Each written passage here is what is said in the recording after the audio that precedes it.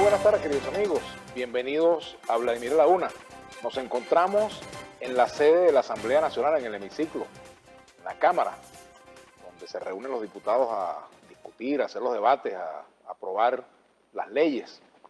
Y vamos a conversar hoy con el presidente de la Asamblea Nacional, Henry Ramos Alup. Pero antes de darle la bienvenida al presidente del Parlamento, vamos a hacer nuestro acostumbrado comentario de los lunes, sobre todo porque un día como hoy, en 1818, se funda por iniciativa del libertador Simón Bolívar el Correo del Orinoco, órgano que sirvió a la causa de la independencia.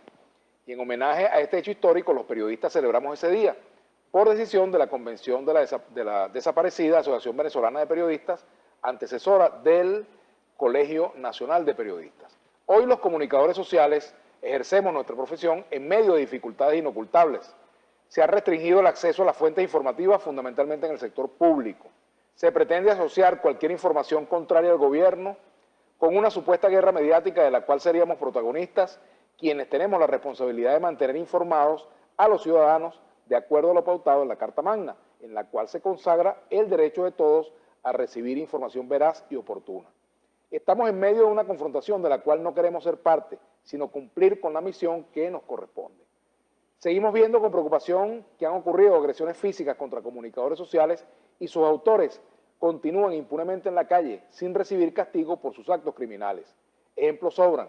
La policía política no los persigue, prefiere, como ocurrió en días recientes, invitar, entre comillas, a colegas de medios digitales a que revelen la fuente de sus informaciones, sin importar lo que señalan la Constitución y la Ley de Ejercicio del Periodismo. Increíble, pero cierto. También es motivo de preocupación que a la fecha sigue sin resolverse el caso de numerosas emisoras de radio y de algunas plantas televisivas, entre ellas Globovisión, que hoy siguen al aire sin la concesión aprobada, o mejor dicho, con la concesión vencida. Esto no es solo un asunto que atañe exclusivamente a los dueños de los medios, atañe también a los comunicadores sociales, porque por la vía de no renovar las concesiones se coloca en situación de fragilidad el trabajo periodístico y por ende se obstaculiza el pleno ejercicio del derecho a informar y a estar informado. Lo mismo ocurre con la asignación de papel para medios impresos. La entrega discrecional de papel a unos sí y otros no genera una discriminación que se traduce de una forma directa o indirecta de censura que no debe existir en una democracia. Los periodistas y todos los comunicadores sociales tenemos una responsabilidad con el país y no podemos abandonarla por muchas dificultades que existan en el camino. No solo nos obliga el Código de Ética, también nuestra condición de venezolanos que queremos lo mejor para nuestra nación. Sabemos que mucha gente espera mucho de nosotros. Queremos cumplir sin asumir el rol de otros y actuando apegados a lo que nos señalan las normativas constitucionales, legales y éticas por las cuales nos reímos. Hasta aquí el comentario. Problems with your website? You want to hear about my problems? Y le damos la bienvenida al presidente de la Asamblea Nacional, Henry Ramos Alup. Gracias por prestarnos este hemiciclo para conversar contigo. A la orden, y además suscribo totalmente tu comentario introductorio hoy del periodista para tus colegas, que es un comentario que podemos suscribir todos los venezolanos. Felicitaciones a todos en su día. Muchas gracias.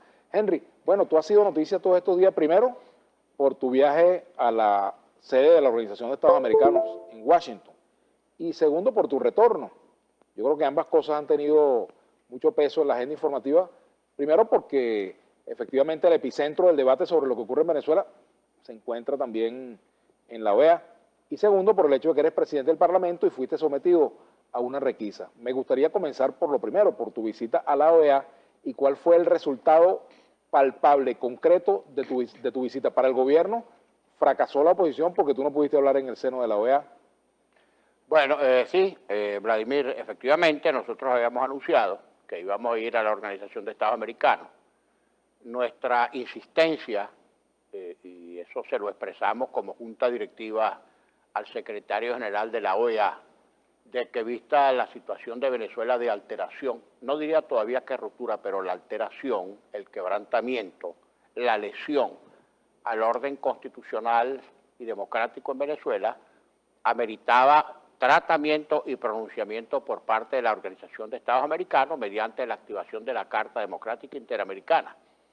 Y aquí una primera precisión, porque el hecho de que fuéramos a hacer esta solicitud, que hicimos, repito, como Junta Directiva de la Asamblea Nacional, despertó o generó una reacción absolutamente insólita e irresponsable por parte del gobierno, tratando de decir que nosotros estábamos usurpando atribuciones constitucionales del presidente de la República, que es quien conduce la política exterior, por el hecho de que nosotros solicitáramos la activación de la Carta, sin hacer cuenta el propio presidente y los asesores que tiene en este terreno, que nosotros no estábamos recurriendo, para que nos acusaran de injerencismo, por cierto, o de antipatriota, no estábamos recurriendo a ningún organismo extraño, sino a la OEA, de la que Venezuela forma parte. Y estábamos pidiendo la aplicación de un instrumento que constituye parte basal de la estructura jurídica, de los instrumentos jurídicos propios del organismo, como es la Carta Democrática Interamericana. O sea, que recurrir al organismo del que forma parte Venezuela y pedir la aplicación de un instrumento suscrito por Venezuela no tiene nada de antipatriota, nada de injerencista ni nada de inconstitucional. Pues bien, hicimos la solicitud y habíamos planteado la posibilidad de que se escuchara en el Consejo Permanente un derecho de palabra nuestro, nuestra expresión. Porque cuando se habla de que en la OEA se sientan los gobiernos, bueno, nosotros en Venezuela, el gobierno no es solo el Ejecutivo, nosotros somos el Poder Legislativo, que forma parte del gobierno integral del país, bueno, que es uno de los poderes fundamentales del Estado. Ok, bien. Pero entonces, fíjate, y es aquí la poquedad, la visión minúscula del gobierno que se conforma en medio de cualquier gran percance que sufra, aunque sea con un pellizco, para exhibirlo como un gran triunfo. Ellos hicieron cuestión de honor en los siguientes asuntos. Primero, en que no se celebrara la reunión del 23 y estuvieron haciendo todo tipo de maniobras y ejerciendo todo tipo de presiones, las más de las veces indebidas y además grotescas, utilizando incluso la presión de Petrocaribe sobre algunos países del área. No lograron suspender la reunión del 23, ni siquiera inventando una reunión previa el 21 para después decir, bueno, ya nos reunimos el 21, ¿para qué el 23? Segundo, no pudieron impedir que se celebrara la sesión del 23 y que se aprobara el orden del día. No pudieron impedir que luego de aprobado ese orden del día, uno de cuyos puntos fundamentales era la presentación del informe de Luis Almagro, no se presentara porque se presentó el informe. Y finalmente no pudieron evitar que se activara el mecanismo de la Carta Democrática Interamericana. O sea que por aquí el gobierno sufrió una derrota enorme. El otro punto, del que el pequeño premio que buscaban, era que el presidente de la Asamblea Nacional de Venezuela no hablara. Pero ellos nos contaron de que nosotros no somos pigmeos ni andamos buscando objetivos mínimos, sino que cuando ponderamos la posibilidad de que no se hiciera la reunión y no se aprobara la agenda y no se escuchara el informe de Almagro, sino si se trenzaba la OEA en una discusión sobre si habla o no el presidente de la Asamblea Nacional, nosotros mismos le dijimos a Almagro el miércoles en la noche cuando nos reunimos con él en su residencia, y al día siguiente a las 8 de la mañana cuando nos reunimos con él en su oficina, que no insistiera en mi derecho de palabra. Yo mismo se lo dije, no insistas en eso. Vamos a sacrificar lo accesorio, que es mi derecho de palabra, para lograr lo principal, que es que se celebre la sesión, que se apruebe la agenda, que tú rindas tu informe y que se active la carta. Y eso fue lo que hicimos. Entonces, después de eso, veo atónito que el gobierno condecoró a la canciller precisamente la mala suerte o el infortunio, por calificarlo de alguna manera, que tuvo Venezuela en esa reunión de la OEA se debe a la política torpe, a esa forma de conducirse de la canciller impositiva, agresiva, que maltrata a los representantes de los otros medios con una jaquetonería que uno no sabe de dónde le sale. Fue quien forzó la votación nominal expresa, abierta, bueno, y perdió 20-12 en su cara. Nadie le tuvo miedo, nadie sucumbió a sus presiones y a sus faltas de respeto y a su agresividad y acometividad. Bueno, y en su cara sufrió esa derrota de 20-12. Por eso, incluso, fíjate la torpeza que no fue capaz de medir que no tenía la votación a favor y la pidió expresa. Bueno, y la perdió expresamente. Tenemos que hacer una pausa, Henry. Al regreso, me gustaría hablar sobre...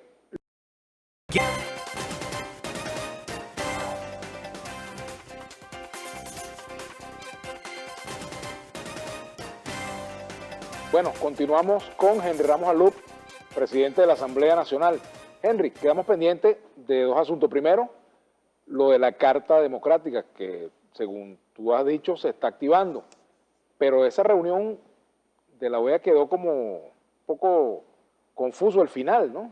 No, bueno, lo que pasa es que fíjate que las reuniones de los cuerpos diplomáticos no concluyen ni terminan con ninguna condenatoria ni declaratoria abrupta contra ningún Estado, pero se activa la carta y ahí hay mecanismos como los envíos de visión de observación, como la designación de amigos o buenos oficiantes, etcétera. Fíjate, así como la OEA, en reunión de hace algunas semanas, saludó con beneplácito la iniciativa de UNASUR de designar a los presidentes Rodríguez Zapatero, Martín Torrijos y Leonel Fernández para que actuaran como facilitadores del eventual diálogo con Venezuela, que tampoco eso puede considerarse injerencismo. Mira, lo que pasa es que el gobierno venezolano es tan obtuso en su manera de pensar y de proceder, que lo que le parece bueno no lo considera injerencismo proveniente del mismo organismo, y lo que le parece malo porque afecta a sus intereses o descubre sus debilidades o su flagrancia, eso sí constituye injerencismo. Mira, por ejemplo, la canciller del Rodríguez, que te repito, es una de las grandes responsables de esta derrota protuberante que sufrió el gobierno en la OEA, en la reunión del pasado jueves, llega a Venezuela y le dan la orden militar de la defensa nacional, por una gestión de tipo civil. Primero, que yo no sé, deben haberle puesto la orden de la gran torta o de la gran plata, visto su desempeño en la OEA. Pero no, ninguna orden ni ninguna condecoración civil, sino orden militar de la defensa nacional. Porque es esa pretensión del gobierno, que no tiene respaldo popular, que se está cayendo, que tiene el rechazo o el repudio de más del 80% de los venezolanos, incluyendo la base chavista. Entonces pretenden darle al gobierno un aura o una especie de caparazón, de casco protector en lo militar. Y entonces lo militar para esto, lo militar para aquello. Fíjate la recepción nuestra al llegar a Charallave. Lo primero que hacen es que los militares impiden el acceso a los medios de comunicación y solo permiten a tres, no sé si eran periodistas o comunicadores, en fin, del gobierno y todos los demás fuera, que nos esperaron al pie del avión y desde ahí empezaron la provocación que nosotros no atendimos, desde luego. Luego, cuando entramos, los militares nos agarran los pasaportes. Para pasarlo debe ser al SEBIN, que también está en manos de los militares. A las 1.500 nos devuelven los pasaportes y nos meten al túnel, pero siempre un militar por delante. ¿Para qué? Eso es un mensaje, ese mensaje detestable, odioso, de que lo militar está por encima de los civiles. Entonces, un militar, y respetando al presidente del Poder Legislativo Nacional, que es un poder civil electo por el pueblo. Con todo y eso que ocurrió, siendo tú parlamentario y además presidente del Parlamento, con todo y eso, ¿no sientes, Henry, que se te pasó la mano, que te pasaste de maraca con lo que dijiste a los militares? No, la mano, porque toda reacción es proporcional a la agresión. Tú no te les puedes quedar callado, porque entre otras cosas, ellos que están muertos de miedo creen que los demás están muertos de miedo. Entonces, que sepan que cada vez que utilicen las armas de la República o los uniformes de la República, pervirtiéndolos, colocándolos al servicio de una causa innoble, como es la violación sistemática de la Constitución, ellos que escogieron entre respetar la Constitución y violarla, escogieron violarla, pues que se tengan las consecuencias, porque a nosotros nos van a asustar los militares. Mira, y es tal el daño que estos militares, estos jefes militares, le han ocasionado a la Fuerza Armada, que fíjate el repudio, el rechazo que tienen en todas las encuestas y sondeos de opinión. Históricamente las Fuerzas Armadas siempre estuvieron entre las instituciones públicas más respetadas, mejor evaluadas. Ahora, al revés, está entre las instituciones públicas peor evaluadas, más rechazadas y más repudiadas. Ahora, ¿tu crítica a los militares, como la formulaste, no amalgama más bien a la Fuerza Armada o crees tú que cae bien en un sector de la Fuerza Armada? Cuidado, los civiles no les tenemos que estar temblando a los militares. Los militares tienen sus funciones específicas previstas en la Constitución y no se pueden salir de ahí, y si se salen de ahí violan la Constitución. Y son responsables individual y colectivamente por toda violación de la Constitución. Allá ellos, ese es su problema. Yo cumplo con mi deber como civil, cumplo con mi deber como diputado.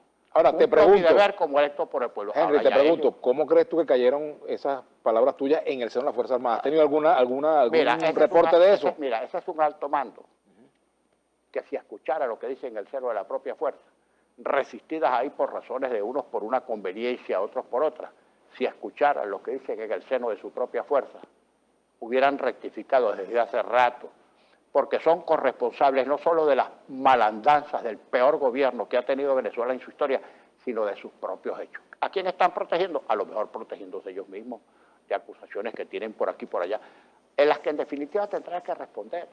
Tendrán que responder, porque este es un gobierno de los últimos días. Ahora, si ellos escogen entre seguir atados por corresponsables de una situación hasta el final, allá ellos. Pero ni siquiera se van a salvar desbarcándose, porque ya han cometido demasiados hechos, que son absolutamente perseguibles desde el punto de vista judicial, y van a responder por eso. Hubo un militar que yo no lo escuché ahí. Yo no lo escuché porque en ese momento yo estaba molesto viendo el atropello a militares que no querían que los grabaran, a una persona que iba conmigo. Aquí no se puede grabar, le dije, yo grabo lo que me dé la gana. Así es la hermano. Aquí se graba, nosotros grabamos lo que nos dé la gana. Usted graba y yo grabo. Usted comete el abuso de estarnos grabando y nosotros ejercemos nuestro derecho de grabarlo usted, que es un atropellador, un falta de respeto, y lo grabamos. Entonces se le desata el culillo, porque inmediatamente agachan la cabeza y se esconden detrás de la cachucha. O sea, tienen el uniforme y la cachucha de escondite. El otro militar que estaba allí, no sé cuál rango tenía, le dijo a unos diputados que estaban ahí, usted cobra en dólares y yo hablaré con usted cuando usted cobre en bolívares. Yo cobro en bolívares y usted cobra en dólares, como haciendo ver que eran pagados desde afuera. Yo no lo oí. Si yo lo hubiera escuchado, le hubiera dicho, no, usted tampoco cobra en bolívares, usted cobra en otras cosas que no son bolívares. Bien. Henry, ¿a dónde va a llevar esa confrontación entre una oposición política civil y el sector militar? Porque ya se ve que hay Hasta donde sea necesario. Hasta donde sea necesario. El poder civil, electo por el pueblo, no puede recular ante las armas indebidamente utilizadas para amedrentar y resucitar la peor parte de la historia latinoamericana en general y venezolana en particular, que ha sido los militares, los gamones, utilizando las armas de la República para atropellar a la gente y para desconocer la Constitución. Y cuando seamos gobierno, tienen que volver a los cuarteles porque sí o porque sí, a cumplir específicamente sus funciones constitucionales que están expresamente previstas en un dispositivo expreso como la Constitución. Más nada. Y no pueden participar en política. Y el que quiera hacer política, que se uniforme. Esa patraña de unión cívico-militar, que fue uno de los ardides de Chávez para meter a los militares en política, eso no existe en la Constitución en ninguna parte. Eso de Fuerza Armada chavista, socialista, revolucionaria, eso no existe. Eso es poner la Fuerza Armada, que debe ser de todos los venezolanos, al servicio de una parcialidad política. Eso es inadmisible. Imagínate tú que mañana llegan los adecos al poder, entonces, Fuerzas Armadas Socialdemócratas. Y mañana llegan los de Primera Justicia, bueno, y le ponen el apellido de Primera Justicia a las Fuerzas Armadas, o a Un Nuevo Tiempo, o a Voluntad Popular, o quien sea. Eso no puede permitirse, son Fuerzas Armadas al servicio de todo el país. Ahora, los militares que se presten para esa vagabundería van a recibir su merecido legal y constitucional. Tenemos que hacer la pausa. Ya regresamos con General Ramos Alup, presidente de la Asamblea Nacional. Recuerden que pueden escribirnos a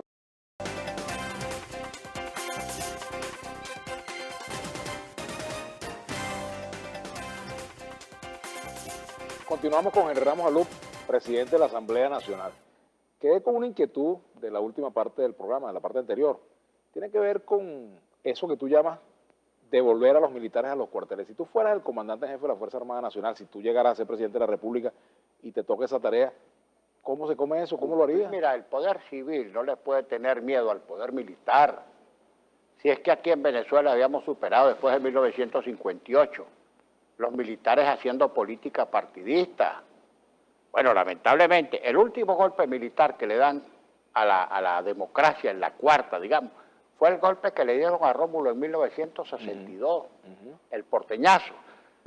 Y del golpe que da Betancur, que le dan a Betancur en el 62, al golpe que le da Chávez a Carlos Andrés Pérez, transcurrieron 30 años, 30 años.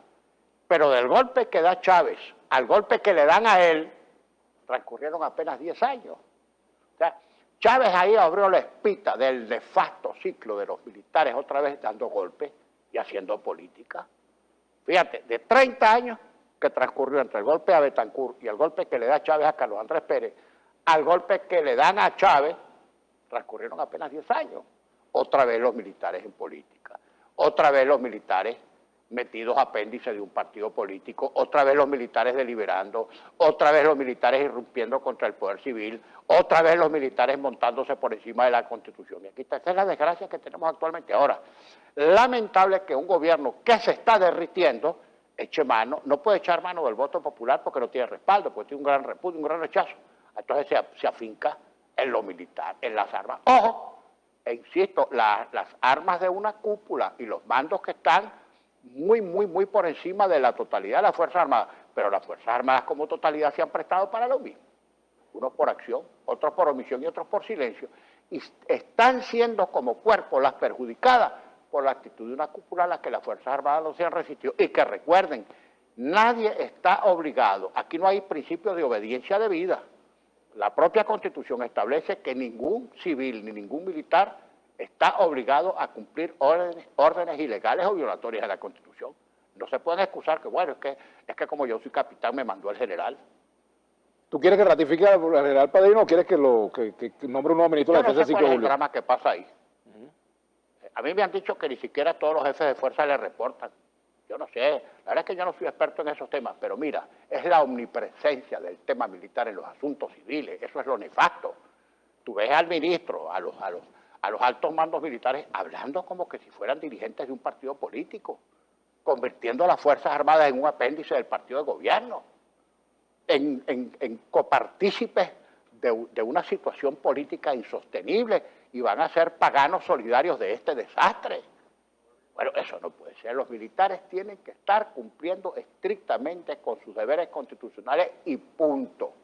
Desde el soldado raso hasta el general más encopetado. ¿Tú vas a informar a la OEA de lo que ha ocurrido en el aeropuerto?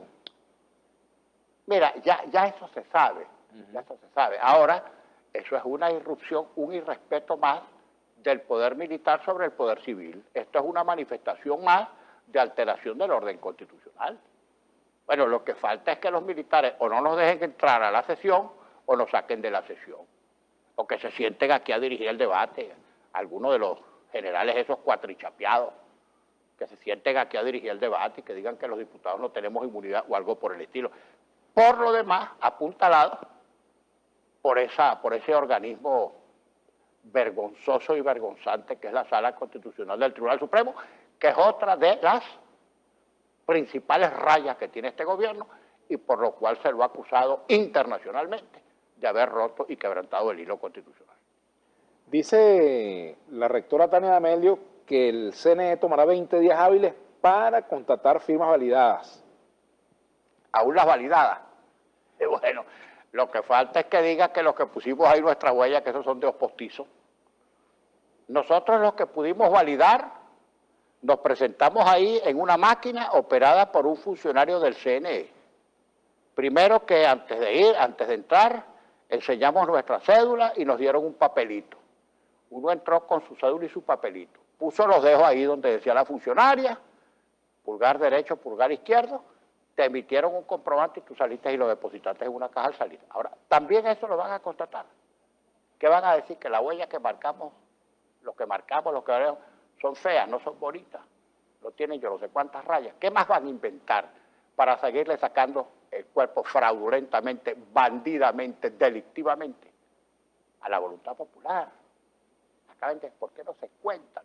Además, uno lo que ve... Juan Rodríguez dijo que ustedes habían sufrido mucho para recoger las 396 firmas. Pero bueno, sufrimos, ¿no? Bueno, no porque no tuviéramos la firma ni porque la gente no fuera. ¿Cómo no vamos a sufrir si en una cola donde había 400 personas había una máquina, de repente el funcionario bostezaba, salía al baño a hacer sus necesidades y parece que tenían rectocolítico porque demoraron un tiempazo para volver a la máquina, después entonces la hora del almuerzo, después entonces se incorporaban y a las 4 cerraban, no importa que hubiera gente en la cola para validar. Con todas esas añagazas, sucias añagazas, trampas, sinvergüenzura Por supuesto que sufrimos, porque en cualquier parte el derecho constitucional se ejerce, más bien facilitado por la autoridad. Esto es al revés. Es aquí la autoridad la que impide el ejercicio de los derechos constitucionales. Fíjate lo ¿Por qué que, no te cuenta? fíjate lo que ha dicho Jorge Rodríguez. Solamente fueron a validar el 13,2% del 1.352.052 firmantes, lo que representa que el 956.000 personas decidieron no participar en el fraude de la MUT. Lo dijo hace unos minutos. ¿Qué decirle a ese perturbado? ¿Qué puede decirle uno a ese señor? Bueno, chicos, mira, trata de consumir, no sigas consumiendo productos tapa amarilla, ¿vale? Pon pie en tierra, ¿vale? Facilita las cosas, no sigas trampeando. ¿Qué le puede decir uno a ese loco? Firmaron muertos en este proceso, como dice Jorge Rodríguez, que firmaron 10.000 muertos. Eso ya fue depurado. Si, por ejemplo, alguien usurpó la identidad de un muerto, eso salió en el chequeo de la firma. Ahora, si se recogieron o se recabaron 3 millones de firmas y aparecieron, suponte tú, 1.000 y pico de personas que usurparon otras identidades, para eso es la depuración. Para eso es la depuración del registro electoral. Ahora, una vez que esa solicitud, que esas firmas fueron depuradas, no obstante que, bueno, hicieron lo que les dio la gana para reducir al mínimo el número de firmantes, que otra cosa, lo que sorprendió al gobierno fue el proceso de firma espontánea, porque mira, déjame confesarte algo, Vladimir, en público, nosotros no hicimos ningún esfuerzo especial para poner puntos, ni kioscos, etcétera, la gente fluyó, que nosotros mismos quedamos sorprendidos de la cantidad de gente que fue a firmar no porque sean partidarios de este o aquel partido, sino que quieren quitarse esta desgracia de encima, y si dicen que tienen que firmar, que brincar la cuerda, que cantar, que bailar joropo, lo van a hacer porque quieren quitarse esta desgracia de encima. Y esa fuerza, ese motor, ese ímpetu, es precisamente lo que hace de todos estos procesos una participación general de mucha gente, incluso de la base chavista, de funcionarios públicos, de militares con uniformes que van a firmar, no obstante las amenazas, porque la gente quiere quitarse de encima esta desgracia que está acabando con el país. Tenemos que hacer la producido esta primera etapa ya del 1%. Viene, de acuerdo a lo que ha dicho la rectora Tania Amelio, 20 días para la verificación de esas firmas validadas, ¿no? Después, entonces, ¿cómo va a ser el tránsito hacia el revocatorio? Tú sabes que las comadres se turnan el anuncio de los obstáculos. Un día Tibisay, un día Tania D'Amelio, un día Socorro Hernández, un día la rectora Oblita. Bueno, 20 días más para revisar no sé qué, porque si ya uno puso las huellas en las máquinas que pusieron ellos mismos allí, y uno enseñó su cédula, etcétera, se supone que simplemente han debido decir fueron validadas tantas firmas, y punto. Bueno, pero metieron 20 días más hábiles. Después que pasen esos 20 días hábiles, ¿qué van a decir? Tienen que poner las máquinas para que la gente vaya ahora el 20% a concretar la realización del referéndum. ¿Y si esa revisión de la validación da que no dieron los números para que se active el proceso? Pero bueno, sería insólito. ¿Pero qué van a decir ahora? Que no validamos, que no se reunieron las firmas para validar. Es que están pensando en mochar algún estado con algún subterfugio para decir que en alguna entidad no se validaron las firmas suficientes del 1%. Que no sabe. Bueno, cualquier cosa se les va a ocurrir seguramente. Ahora vamos a ver cuál es el anuncio que van a hacer, a contrapelo de lo que todo el mundo vio y presenció abiertamente a través de todos los medios de comunicación social. Sortear obstáculo tras obstáculo, impedimento tras impedimento, los argumentos más inverosímiles, en fin. Todo eso lo superamos y firmamos y validamos. Vamos a ver qué van a hacer ahora. ¿En qué pueden ayudar los facilitadores, los tres presidentes y cualquier otro que se pueda sumar si prospera esa idea, bueno, mira, para que se realice el referéndum? Yo no sé, porque como a estas alturas todavía no se ha concretado ninguna posibilidad de diálogo, y en estos días de verdad que no lo veo cerca, ni próximo, ni posible, nosotros estamos empeñados en llevar adelante nuestro revocatorio. Y la verdad es que con todas las gestiones de mediantes y de facilitadores, etcétera, las cosas se siguen agravando día a día. Más agresiones, más sentencias, más atropellos, más subterfugios. Por manera que esa situación, ese paisaje, hace muy poco propicio la realización de un eventual diálogo.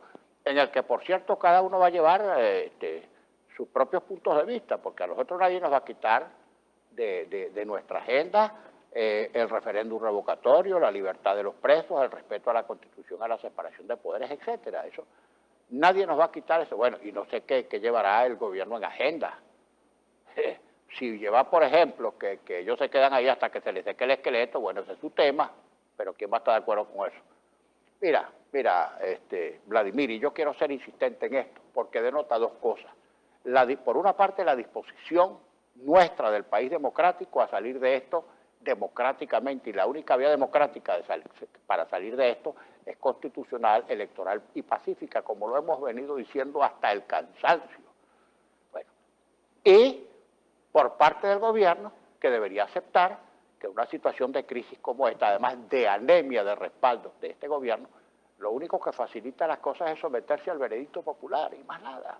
En cualquier sistema la crisis se resuelve electoralmente, que es la forma de composición política por excelencia. Tú tienes, por ejemplo, en España una crisis de gobierno, haces las elecciones y compones el nuevo gobierno con base a la correlación de fuerzas expresada por la voluntad de los electores. En todas partes, en todo el mundo civilizado es así. Los Estados Unidos se están preparando para elegir al nuevo presidente.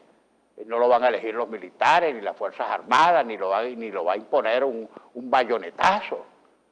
En todas partes las crisis políticas, sea al término natural de un proceso, se resuelven por elecciones, y si es antes del vencimiento del término, como en el caso venezolano, también se resuelven por elecciones, por ejemplo, con un referéndum, que es lo que no quiere el gobierno. Y eso, digo, desnuda al gobierno ante el país y ante el mundo. Temen contarse porque saben que al contarse van a perder. Por aquí dice Boris Primera, pregunta al diputado, ¿qué escenario se manejaría si el gobierno se niega a realizar el referéndum revocatorio este año? Pero no puede negarse, es que no puede negarse, por Dios, no puede negarse un golpe de Estado. No, negarse al referéndum, después que se validan las firmas, y después que la gente expresa su voluntad, y después que se han superado todos los obstáculos, las trampas, las añagazas, los ardides, es un golpe de Estado, es un golpe de Estado. ¿No hay margen para una negociación política en Venezuela? Es que no puede haber margen para negociar la voluntad popular, si la gente se expresó, ¿qué dirigente político va a decir, bueno, la gente se expresó, pero nosotros con cuál poder vamos a decir, no, lo que dijo la gente no vale, yo me entiendo contigo y quédate ahí hasta tal día? No podemos. ¿Es una raya para ti que el presidente Maduro te reconozca como líder de la oposición? Esa es una forma de, además, un recurso un poco eficaz. Déjame dividir la oposición, reconociendo, diciendo que este es el jefe y que los demás son subalternos. Nosotros no comemos casquillo. La oposición no tiene jefe. Somos muchos dirigentes, son muchas las organizaciones políticas, e incluso ni siquiera la mesa representa a la totalidad del país democrático opositor, porque los comunicadores tienen sus representantes, los gremios profesionales, los sindicatos, los trabajadores, los estudiantes, la sociedad civil tiene 1000 organismos, ahí no hay un jefe. Que diga, bueno, ni siquiera la MUD es el jefe, y dentro de la MUD no hay un jefe, sino hay varios representantes de varios partidos políticos y tratamos de ponernos de acuerdo y lo logramos, pero aquí no hay jefe. Eso de Maduro, bueno, déjame entenderme, coger una intriga mala, y además, por conocida y por mala, por tosca, no puede sorprender a nadie, ahí nadie va a morder peine, y menos yo. Vamos a hacer una pausa, Henry. ¿Ya? Boy, don't you dare touch that skip button. The game can change.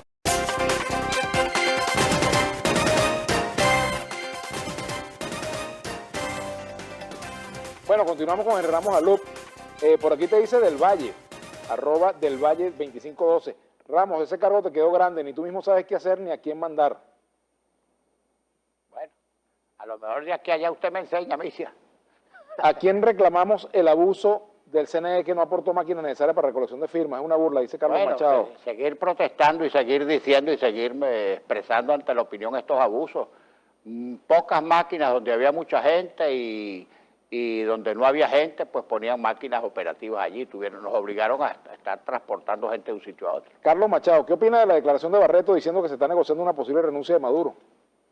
Bueno, eso lo dice Barreto haciéndose eco de un comentario interno que cada día cobraba más cuerpo en el seno del chavismo. Aquí también te dice, nadie votó por la activación de la Carta Democrática, eso es mentira, dice Pedro Guarataco. Guarataco. Así es, un tuitero. Bueno, señor Guarataco, afine la mira que la carta sí está activada. Aquí dice Esther MC. Vladimir, hoy está muy serio, pero está gozando con todas esas verdades que habla el diputado Ramos Alú, por demás cierta, excelente entrevista. Felicitaciones al día periodista, gracias. Por aquí muchos que nos dicen también. Me siento ultrajada, estuve 3 días en una cola varada para validar mi firma y el funcionario que me atendió, aparte de que fue pésimo el trato, no tomó mis huellas correctamente, dice Lumica. ¿Quién me asegura que a mí que cumplí con la validación? Bueno, si en definitiva el funcionario le debe haber dicho si su huella salió o no salió y si validó o no validó. Ahora, desde luego, le permitieron acceso, se prendió la máquina, usted puso sus pulgares y salió y entregó su papel, fue validada. Aquí dice Edward Contreras, esa es una actitud reconciliadora, escucharlo me hace arrepentir si en algún momento pensé en apoyarlo. No entiendo la pregunta. Que si tu actitud debe ser por las cosas que has dicho, ¿no?, de los militares, ¿no? Y aquí dice Alfonso Hernández, así se habla, ¿no? Vladimir, pregunta de Ramalú, ¿qué va a pasar con los referéndums, ya que sobrepasamos la firma? Bueno, activar el referéndum ya está activado. Vamos a ver con qué sale el Consejo Nacional Electoral, porque ya validamos la firma. Hemos cumplido con todas las exigencias que nos ha puesto el Consejo Nacional Electoral y hemos superado todos los obstáculos. Vamos a ver qué van a decir ahora. Isabel Cristina, saludos de Mauro Falcón. ¿Qué nos puede decir sobre y qué triunfo de Delcy en la OEA? No, esa no salió bien, salió mal. La señora salió mal y ella lo sabe y lo sabe el gobierno venezolano. Dice aquí José Morales, hay que tener un diccionario a mano. Muy buena entrevista con Vladimir Villegas, le dicen por aquí a usted, presidente de la Asamblea Nacional. Usted está un momento con Dios y luego con el diablo. Defina de una vez que nos tiene a todos confundidos. Eso debe ser conmigo, no contigo, Henry. Bueno. Tranquilo, no hay problema. Que los militares creen que... Gajes, como dijo, o sea, gajes del oficio, pero una vez oí una persona decir gases del oficio. Los militares creen con poder de imponer a los civiles por medio de la fuerza absurda lo que no pueden sin ellas, dice por aquí otro tuitero, Carlos. Dice por aquí también otro comentario en el Twitter, en un Twitter de Jorge Rodríguez, desmontando el show, un Alex oficial, desmontando el show de Ramos Alú y Capriles sobre la firma fraudulenta, y aparecen varias fotos de Jorge Rodríguez. Bueno, ¿cuáles firmas fraudulentas si fueron validadas, Jorge? Pues caramba, bueno, yo no sé qué le pasa a ese joven, yo no sé qué va a hacer, pero no haya que hacer. Y otra cosa, mira, cada vez que habla, le encarata la cosa más al Consejo Nacional Electoral. Quien le va a pedir que se calle serán las comadres del Consejo Nacional Electoral. Por aquí Morela Contreras, como periodista te la comiste, mil felicidades. Falta que el CNE pida un ADN. Dice por aquí Morela Contreras. Fíjate, yo lo que no comprendo es esta etapa que nos anuncia la rectora de Amelio, de que una vez validada la firma, ¿qué es lo que van a revisar? Si se validó con las máquinas que ellos pusieron. Ojo, ya no se trató de firmas que nosotros estampamos en una planilla y las entregamos al CNE para que le hicieran toda aquella revisión rocambolesca que le hicieron. No. Ahora fueron las máquinas que ellos pusieron y fuimos, colocamos las huellas y enseñamos nuestra cédula. Y nos dijeron, ya está validado. ¿Qué van a hacer ahora? Glefra de Lara. Quiero saber por qué no recibí ningún papel cuando fui a validar mi firma. Pregúntale a Ramos Alú. No, a la entrada uno hizo un primer contacto con un funcionario que uno le enseñó la cédula y le dio un papel. Con ese papel y la cédula uno fue a la máquina y validó. Y a la salida de la validación uno entregó el papel y lo depositó en una caja que estaba fuera de la máquina. Ese fue el proceso. Si no hay referéndum, la oposición se queda sin agenda política. Mira, es que yo no me hago la idea de que no haya referéndum. ¿Por qué no va a haberlo? Es que no se trata de tener una agenda política, se trata de que hemos activado un derecho constitucional y el referéndum se tiene que cumplir. Es como que las elecciones de gobernadores también se tienen que cumplir, que por cierto, las comadres no están dando ni siquiera un paso, no hay ni un atisbo de que se esté preparando la elección de gobernadores que tiene que ser este mismo año. Este mismo año tiene que ser la elección de gobernadores y no puede haber pretexto de que es que no pueden hacer a la vez referéndum y elección. Tienen capacidad para hacer al mismo tiempo referéndum y elecciones de gobernadores. Llamar comadre a la rectora del CNE es un irrespeto a ella. No, las comadres, porque actúan, tú sabes, las comadres, 4 comadres, ahí va. Aquí dice Miriam Requena, ¿qué bravucanadas habla ese señor? Si él es peor que Delcy Rodríguez, es mal educado y prepotente. Muchas gracias, señora.